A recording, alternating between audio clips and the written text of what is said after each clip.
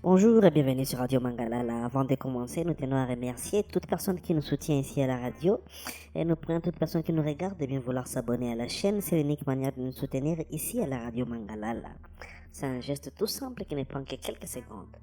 Eh bien, dans un entretien accordé ce mardi à Christophe Babouvier sur RFI, Olivier Kamitatou, figure majeure de l'opposition et porte-parole de Moïse Katumbi, a lancé un avertissement solennel. On assiste aujourd'hui à un braquage de la Constitution. L'ancien président de l'Assemblée nationale transitoire et co-rédacteur de la Constitution de 2006 accuse les pouvoirs en place de préparer une révision ou un changement du texte fondamental avant l'échéance présidentielle de 2028. Une manœuvre qu'il qualifie de violation flagrante de l'ordre constitutionnel.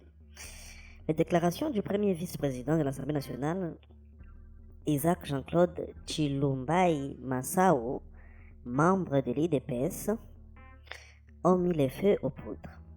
Dans une interview récente à la même antenne, ce dernier affirme qu'il faut changer la Constitution pour résoudre un certain nombre de problèmes, notamment les tensions entre l'État central et les provinces. Il n'a pas caché que ce changement pourrait permettre de revenir sur la limitation des mandats présidentiels, ouvrant potentiellement la voie à un troisième mandat pour Félix Tshisekedi. Pour Olivier Kamitatou, qui fait partie des pères de la Constitution de 2006, il s'agit ni plus ni moins d'une tentative de hold-up constitutionnel. L'article 220 du texte verrouille explicitement plusieurs principes intangibles: la forme républicaine de l'État, le suffrage universel, la forme représentative du gouvernement, le nombre de durées des mandats, l'indépendance du pouvoir judiciaire et le pluralisme politique et syndical. Toute révision ayant pour objet et pour effet de modifier ces dispositions est formellement interdite. La même Constitution nous fait le devoir de nous opposer à un braquage constitutionnel parce que c'est à cela qu'on assiste, a martelé Kamitatou, invoquant l'article 64 qui impose à tout Congolais le devoir de faire échec à quiconque exerce le pouvoir en violation de la loi. L'opposant rappelle avec force les mobilisations populaires de 2015 et 2016 qui avaient fait échec aux tentatives de glissement de Joseph Kabila. Ce que nous avons réussi pour le Congo il y a 10 ans, nous le réussirons, assure-t-il, saluant le courage des jeunes qui étaient alors descendus dans la rue au péril de leur vie pour défendre la limitation des mandats, un principe que l'IDPS elle-même avait érigé en bien sacré à l'époque. Kamitatou ne mâche pas ses mots contre l'IDPS et la majorité présidentielle.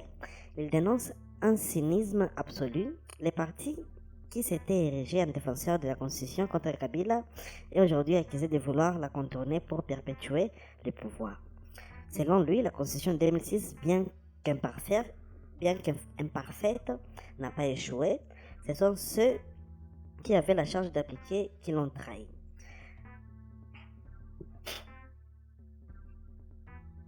Ce discours intervient quelques mois seulement après le 20e anniversaire de la promulgation de la Constitution en février 2006, où Kamitatou avait déjà insisté sur la nécessité de respecter les textes plutôt que de les modifier. Félix Tshisekedi, réélu en 2023 dans les conditions contestées par une partie de l'opposition, achèverait son deuxième mandat en 2028.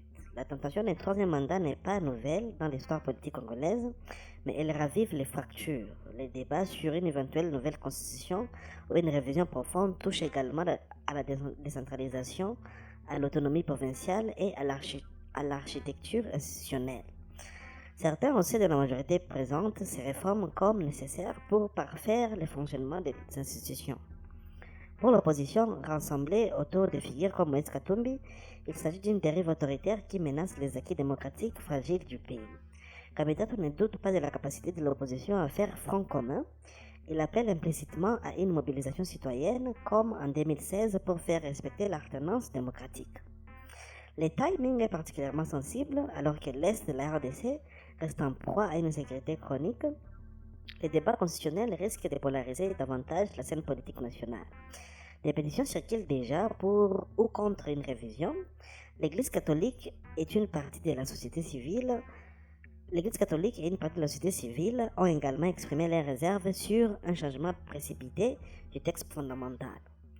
Olivier Kamindatu, fort de son expérience institutionnelle, président de l'Assemblée nationale transitoire, ministre du Plan, se positionne en gardien de la Constitution qu'il a contribué à forger. Son message est clair, la stabilité du Congo passe par le respect strict des règles du jeu démocratique et non par leur réécriture, au gré des ambitions personnelles. Reste à savoir si cet appel à la résistance trouvera un écho suffisant dans la rue ou au sein d'une opposition parfois divisée. Une chose est certaine, les bras de fer entre le pouvoir et l'opposition sur la Constitution de 2006 viennent d'entrer dans une phase décisive. Le Congo, une nouvelle fois, est à la croisée des chemins entre continuité démocratique et intention du pouvoir éternel. Eh bien, mesdames et messieurs, ça sera tout pour cet article réservé aux propos de M. Olivier Kamindatu sur RFI. Et pour la suite, nous tenons à toute personne qui